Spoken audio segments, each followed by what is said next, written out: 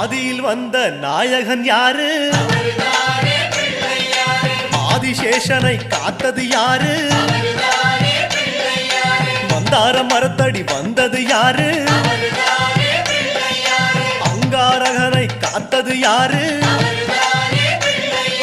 விகடம் செய்யும் நாயகன் யாரு? விதியை ஆளும் நாயகன் யாரு?